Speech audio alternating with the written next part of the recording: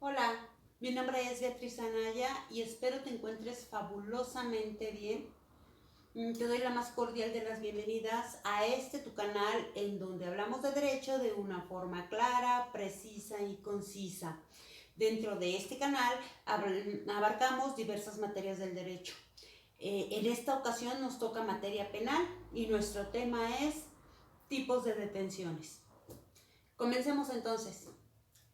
Me voy a situar específicamente en el Código Nacional de Procedimientos Penales, el cual es un código único que es aplicable a nivel República Mexicana, dentro del cual encontramos los pasos o procedimientos a seguir dentro de un proceso penal. También dentro de este encontramos pues los tipos de detenciones que se pueden realizar cuando se ha llevado a cabo o cuando se ha cometido una conducta que en la ley penal se encuentra tipificada como delito, y que se presume o que existe la posibilidad de que la persona que está siendo detenida o que va a ser detenida cometió esa conducta o participó en la comisión de la misma. ¿Ok? Bueno, estos tipos de detenciones del cual nos habla este código, solo son tres, ¿vale? Detenciones porque se llevó a cabo una conducta delictiva solo se puede dar de tres formas. Esto es lo que nos estipula dicho código. La primera es por detención por flagrancia. La segunda es detención por caso urgente. Y la tercera es detención por orden de aprehensión. ¿Ok? Vamos a hablar de la primera, de la detención por flagrancia. Ok, el código nos establece que la detención por flagrancia se puede realizar o llevar a cabo justo en el momento en el que el sujeto activo o el presunto responsable está llevando a cabo dicha conducta. Como para ejemplificarlo, bueno, justo en el momento en el que está despojando de sus bienes a otra persona, ¿ok? Aquí estaremos hablando que se configuraría la figura del robo, ¿no? Bueno, este es su primer supuesto, ¿sí? Esta detención se puede llevar en este primer supuesto de esta forma. Después nos dice que tiene un segundo supuesto en donde nos dice, bueno, también la flagrancia o la detención por flagrancia se puede dar que una vez que se llevó a cabo o se cometió la conducta delictiva, esta persona o este sujeto activo intente de forma inmediata sustraerse de la justicia o como comúnmente lo conocemos, se quiso dar a la fuga o se quiere dar a la fuga. Entonces, nos dice, bueno, una vez que ya se cometió la conducta, esta persona se inicia una persecución ininterrumpida, ¿no? Se quiso dar a la fuga y se inicia la persecución para hasta lograr su detención. Entonces, de este modo también se da la detención por flagrancia, ¿ok? Y bueno, dentro de este también nos dice, dentro de este segundo supuesto, nos da un subsupuesto, ¿no? Que nos dice, bueno, ya se inició, ya se llevó a cabo dicha persecución ininterrumpida, ¿no? Y bueno, entonces ahora, una vez que se logra la detención de esta persona, con él en sí, en sus ropas, físicamente, etcétera, no trae ninguna cuestión, ningún objeto material o no trae rasgos en la ropa, en las prendas, en las manos, de la conducta que cometió, ¿no? Y entonces, pues para que ésta se encuadre o se configure, nos dice que si no trae nada consigo al momento de su detención, pues entonces bastará con que la víctima haga el señalamiento directo, que también bastará que si esta conducta se llevó a cabo en coparticipación con otras personas, pues basta que si los otros ya están detenidos, pues lo señalen directamente de que sí fueron copartícipes en dicha conducta. También nos habla de testigos oculares o presenciales. También, por ejemplo, nos habla de evidencia tecnológica o digital. Bueno, entonces, ¿para qué? Para que se completara esto en el caso de que no se tuviera al momento de la detención evidencia para presumir que existe la posibilidad de que esta persona lo cometió. Y bueno, esto es en relación de como tal la detención por flagrancia. Y bueno, ahora vamos a ver quiénes o cómo es que se puede llevar a cabo, o sea, quiénes participarían o quiénes pueden llevar a cabo dicha detención. Bueno, pues la ley nos especifica que existen dos grupos, ¿no? El primer grupo que sería cualquier persona perteneciente a la seguridad pública, ¿no? Dígase policía, policía de investigación, oficial de policía, la Guardia Nacional, porque pues esta institución también es de carácter civil y pertenece a la seguridad pública, etc. Cualquier persona que pertenezca a la seguridad pública puede llevar a cabo esta detención. Y luego nos da un segundo grupo que dice, también esta detención la puede llevar a cabo cualquier particular o cualquier ciudadano. Y entonces aquí, desde mi muy particular punto de vista y desde, digamos, desde mi experiencia profesional, puedo advertirles que se tendría que tomar en consideración dos puntos.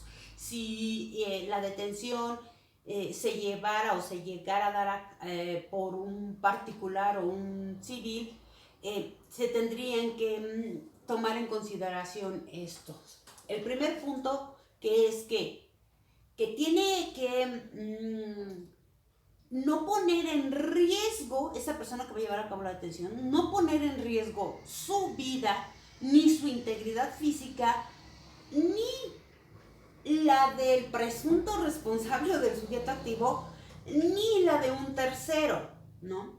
Entonces, si por circunstancias o causas ajenas no pudiera llevar a cabo la detención, porque pues pondría en riesgo, pues tendría que analizar si lo haría o mejor apoya de otra manera, ¿no?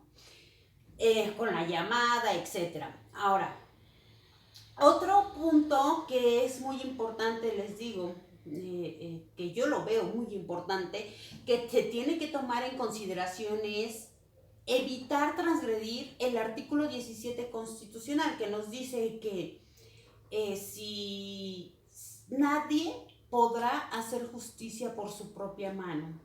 Y aquí entra entonces el cómo o qué, cómo te tendrías que dirigir a la persona, ¿no? Por ejemplo, qué tipo de fuerza, de uso de fuerza tendrías que utilizar, evitar lesionar, evitar transgredir. Entonces, porque, y aquí en esta parte también entran los famosos linchamientos, ¿no? Entonces, fíjense qué importancia tiene, ¿no? Y bueno, tener en consideración estos dos puntos que les comento. ¿Por qué?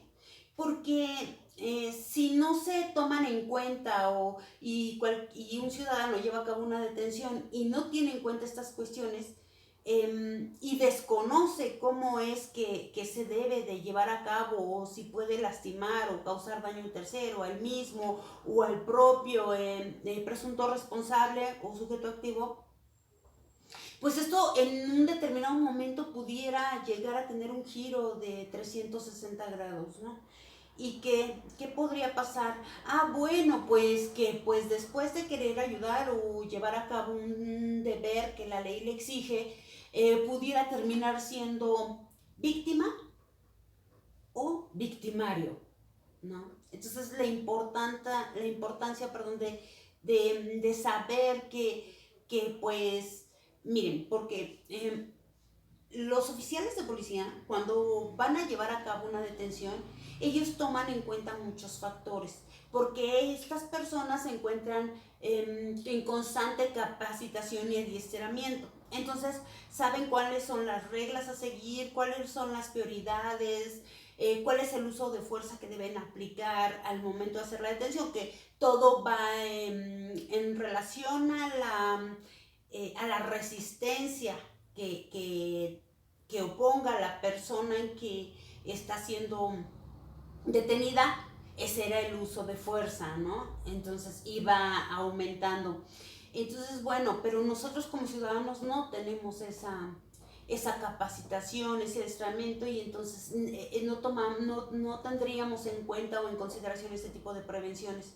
Entonces, bueno, es un deber que el derecho nos exige, pero si está dentro de tus posibilidades y bueno, pues las condiciones también se prestan para que puedas llevar a cabo detención, pues qué bueno, ¿no? Pero si no, entonces ayuda de otra manera, de la forma que sea que puedas ayudar, inclusive ver si es la propia víctima la que necesita más auxilio, ¿no?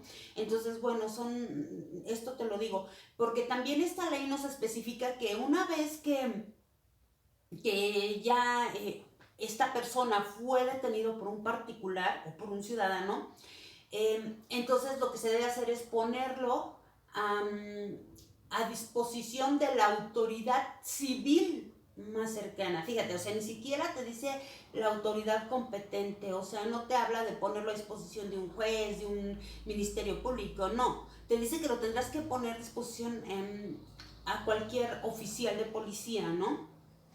Entonces, aquí también lo que te puedo sugerir es que no lo muevas, no lo muevas, porque no lo intentes trasladar, porque todo lo que pudiera pasar en el camino, si pudiera suscitarse un accidente o que esta persona trajera oculto algún objeto o algo, pues todo esto será bajo tu responsabilidad porque tú eres quien lo lleva.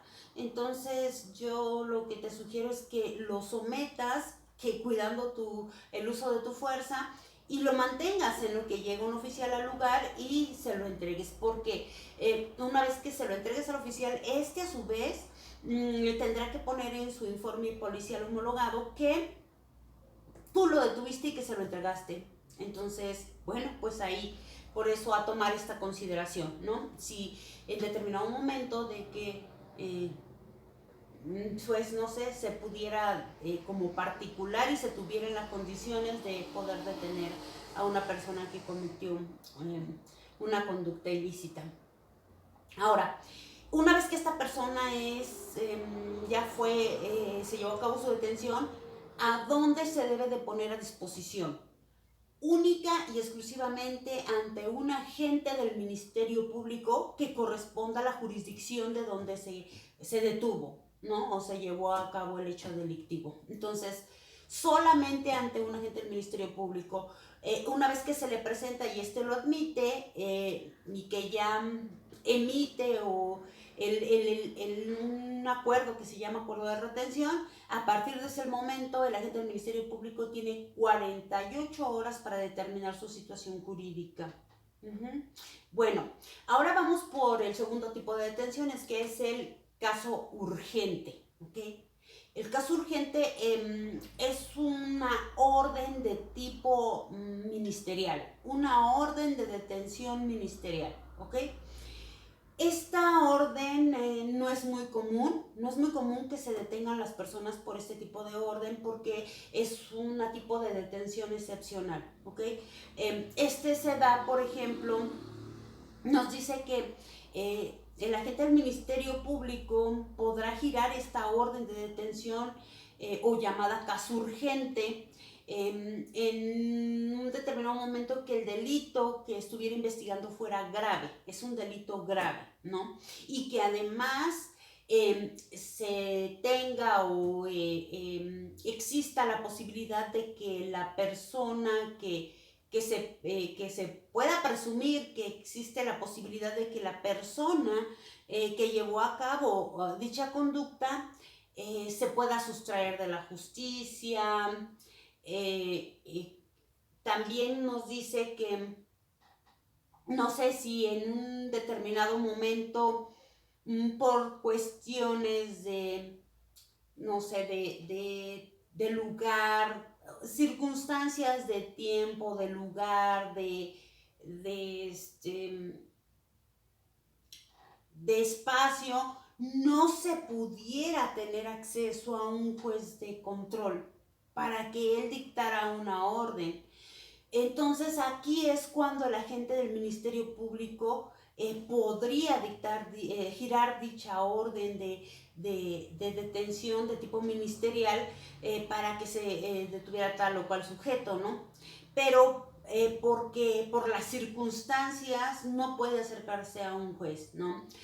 Porque sí se cometió la conducta, porque existe la posibilidad de que esta persona se sustraiga o que pueda causar daño a sí mismo, a la propia víctima o a otro tercero, ¿no? Alguien más. Entonces, bueno, el agente del Ministerio Público puede girar esta orden. Cuando gire esta orden, él será responsable absoluto de todo lo que acontezca durante la ejecución de esta orden de detención, ¿sí? Para que la pueda girar, tiene que tener los elementos reunidos, todos los elementos que la ley exige, ¿no? Todos los datos, indicios de prueba para que apuntan a que se puede presumir que existe la posibilidad que esta persona lo cometió o participó en la comisión del mismo. Ok, ahora, ¿quiénes lo ejecutan? ¿Quiénes son las personas que ejecutan esa orden ministerial y que pueden llevar a cabo la detención? Única y exclusivamente parte de los brazos operativos de la gente del Ministerio Público, que son los policías de investigación. Nadie más, ningún otro oficial, ni nadie, solamente los policías de investigación, que son brazos operativos de la gente del Ministerio Público. Ellos son los únicos que pueden ejecutar esta orden. Además de que en esta orden el agente del Ministerio Público establecerá los nombres de las personas quienes la van a ejecutar, mismos que al llevar a cabo dicha detención tendrán que presentar la orden y especificar el motivo por el cual se está deteniendo. Bueno, una vez que esta orden ya se ejecutó, ya se detuvo a la persona, ¿a dónde lo tienen que poner a disposición? Bueno, pues se tendrá que poner a disposición a la fiscalía en donde se giró dicha orden, pero más en específico ante el agente del Ministerio Público que la giró. No se puede poner a disposición, aunque sea la misma fiscalía, la misma sede ministerial, no se puede poner a disposición de cualquier otro agente del Ministerio Público. Tiene que ser específicamente de quien giró dicha orden, ¿ok? Y bueno,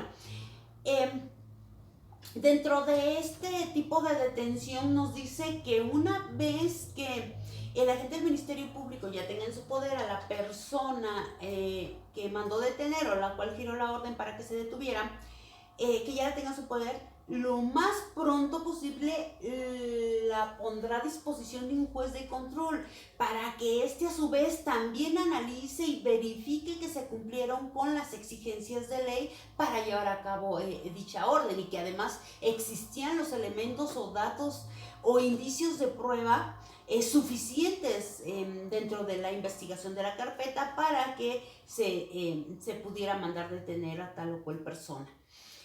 Pero si observamos, entonces no nos especifica un plazo, ¿no? Un plazo de tantas horas para que el agente del Ministerio Público lo ponga a disposición del juez de control.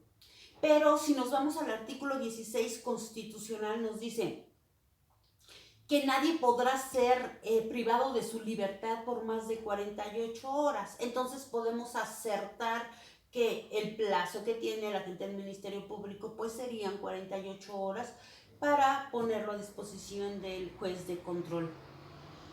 Bueno, ahora vamos por el último tipo de detención, que es una orden de aprehensión. ¿Quién gira esta orden de aprehensión? Pues un juez del control. Un juez de control es quien gira esta orden. ¿Y por qué o cómo es que la gira? Bueno, Se supone que la gente del Ministerio Público ya llevó a cabo una investigación en la cual reunió todos los elementos, datos o indicios de prueba necesarios para poder presumir que tal o cual conducta o tal delito, que existe la posibilidad de que fulano de tal lo cometió. Entonces, lo que hace es poner a disposición de un juez de control la carpeta, para hacerle la exposición del motivo, y le enseña pues todos los elementos que tiene para que el juez determine si sí o si no gira dicha orden de aprehensión. Bueno, si el juez determina que sí la va a girar porque, bueno, pues sí se cumplen con todas las exigencias de ley, entonces le solicita antes que nada a la gente del Ministerio Público que le especifique el nombre de las personas quienes van a ejecutar dicha orden, ¿sí? Y advierte o hace muchas prevenciones con respecto de evitar transgredir los derechos de las personas, ¿no? Los derechos humanos de la persona que se va a detener, ¿no? Salvaguardar sus derechos humanos. Si esta orden es exclusivamente una orden de aprehensión, pues no, esta orden de aprehensión no contempla la entrada al domicilio, ¿ok? No lo contempla. A menos de que fuera, o esta orden de aprehensión trajera aparejada una orden de cateo, o al revés, una orden de cateo trajera aparejada la detención de tal o cual persona, ¿no? Bueno, pues ahí sí, pero si es la pura orden de aprehensión, esta no puede, el policía no puede entrar al domicilio. Fíjense, sí, solo sí, una persona adulta con plena capacidad de sus facultades mentales, les abre la puerta y les dice, llévenselo. Ahí sí, y no estaríamos hablando de un allanamiento de morada. Claro que está que en su acta circunstanciada de los hechos o de cómo acontece la detención, ellos tendrán que tener una hoja firmada por esta persona que les dio el acceso. Bueno, pero en sí, la orden de aprehensión normalmente no trae aparejado o no trae aparejada una orden de cateo, ni la entrada a un domicilio, sale a un domicilio particular.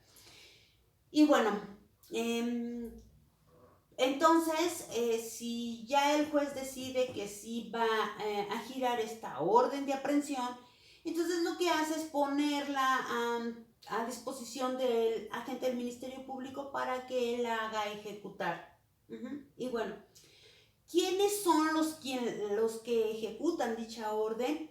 Pues solamente, en este caso también, solamente los policías de investigación que también, o sea, como les comentaban en la detención anterior, también, o sea, que son parte de sus brazos operativos de la gente del Ministerio Público. Solo ellos, nadie más, ninguna otra persona, ningún otro oficial, policías de investigación, PDI, esos son los únicos que pueden ejecutar la orden de aprehensión y tendrán que obviamente presentársela a la persona en el momento en el que la van a detener y le van a decir el motivo de su detención.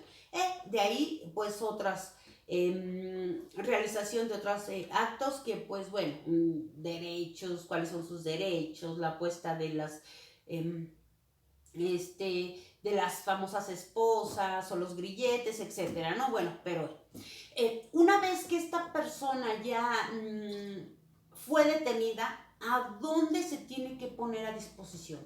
En el caso de orden de aprehensión, no va a fiscalía, no va a sede ministerial, va directo a un centro de reinserción social, ¿sí?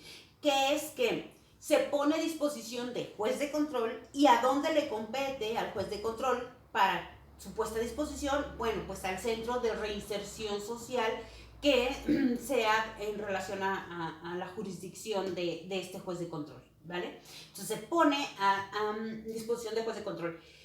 Una vez que los policías de investigación lo presentan a este centro y que el área encargada del registro de ingreso ya se da cuenta que se cuenta con todos los elementos, se cumplen con todos los elementos exigibles por la ley, bueno, pues entonces ya lo admite y a partir de ese momento se le tiene que dar aviso de forma inmediata al juez que ya se ejecutó dicha orden, porque él tendrá 72 horas para que dentro del plazo de estas 72 horas fije día y hora en que se llevará a cabo la audiencia inicial, en la cual, bueno, pues se divide en dos y en una parte pues se hace el control de la legalidad de la detención y en la otra parte la vinculación a proceso, es decir, para que se determine su situación jurídica.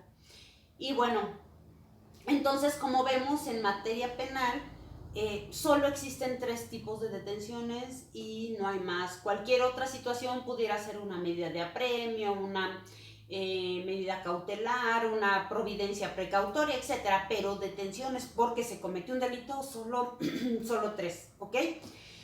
Y bueno, agradezco mucho tu atención. Me despido con, no podía faltar nuestro principio general del derecho, y el cual dice que aquel que afirma está obligado a probar. Cuídate, nos vemos pronto.